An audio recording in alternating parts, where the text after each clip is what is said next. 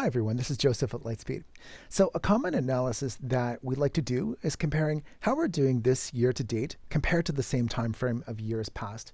This is an analysis that we can put together using analytics custom dimensions, and today I'm going to show you how you can prepare this analysis. You can find more resources for this as well in our analytics community section, as well in the video help center.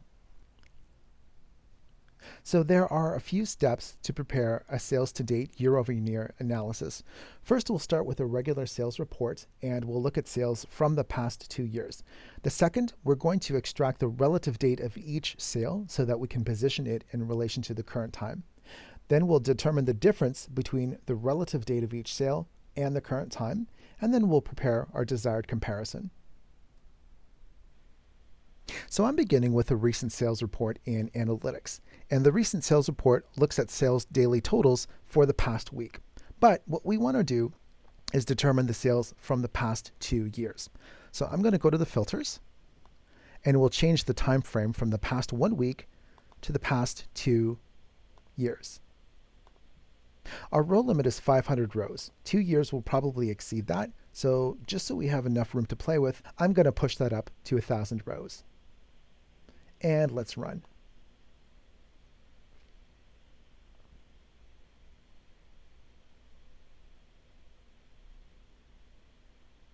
Great, so I see my first data is at the beginning of January last year. And if we resort the dates here, we see that our most recent data is from the last sync. So far, so good. So the second step will be determining the relative date of each sale. What that means is we're going to take each sale date from the past 2 years, but we're going to position it where it would take place in terms of this year. So to do that, I'm going to go to my custom fields, and I'm going to add a new custom dimension. We're going to use the date function. The date function requires 3 arguments: the date of the year, the date of the month, and then the date of the day. To determine the date of the year, we're going to extract the year from the current timestamp, which is going to be now. To determine the date of the month, we're going to extract the month from our sale date. And then to determine the date of the date, we're also going to extract the day from our completed sale date.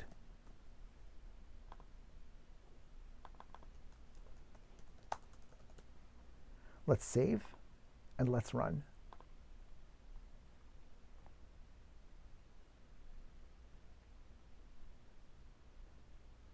So what this has done is pitched sales from January the 2nd, 2019 to the current year. And if we continue on through our dates, we're going to see that this continues through the previous year, but it continues into the current year.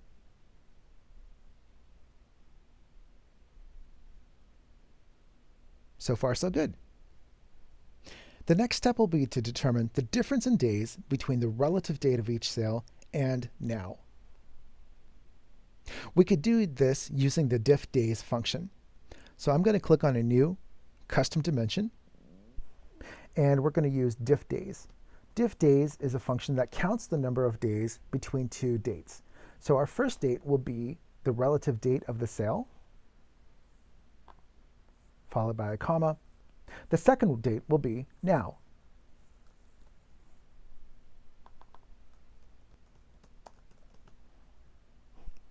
So we'll save and we'll run. So the diff days function returns the count of days between the relative date of the sale and today.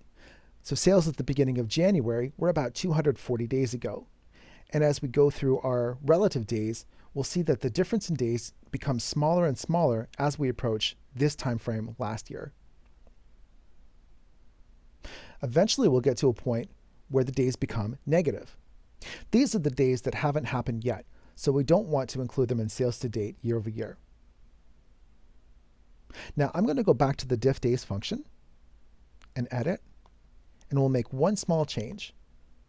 The difference in days between the relative date and now is greater than 0. This we'll call earlier than today.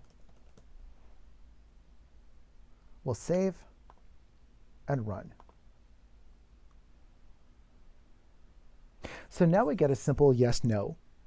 Sales that were earlier than today are indicated by a yes, and then sales that took place after today are indicated by a no. Now we can just filter. We want to include the sales that were earlier than today, and we do not want to include the sales that are not earlier than today. So let's run.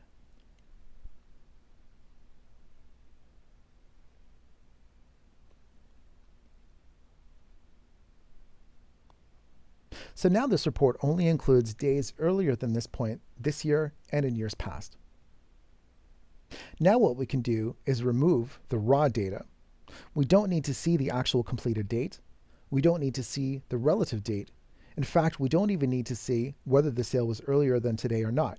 It's doing its job in the filters. What we could do is add the year of the sale to get a comparison. Let's run.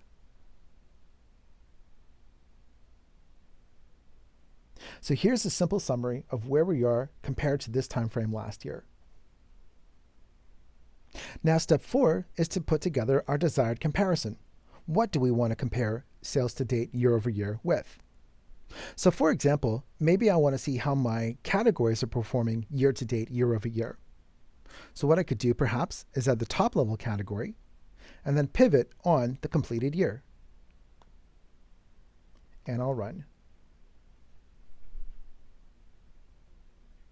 So now I can see how my categories are performing this year compared to the same relative position of last year. So some of the next steps in preparing a sales to date year over year analysis would be adding calculations perhaps to identify change that took place year over year, perhaps change as a function of dollars, perhaps change as a function of percentage. And these are things that we can do using table calculations. So thank you for watching our video. And remember, you can find more resources here in the Video Help Center and in our Analytics community section.